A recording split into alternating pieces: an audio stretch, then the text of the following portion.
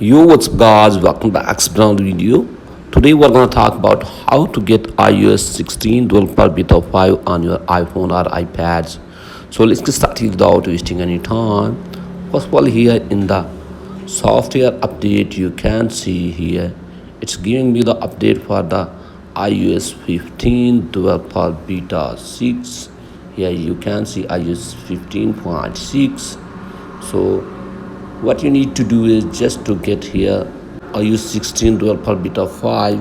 Go back here to the home screen and open up Safari browser and search for the betaprofiles.com. Here you can see, here it is. So search for this and then scroll it below here, and here is the iOS 16 beta 5. So tap here on install profile and again tap here on install and tap on allow here, close it, and then go back here and again open up your settings app, and here is the profile downloaded. So tap on this and tap on here install.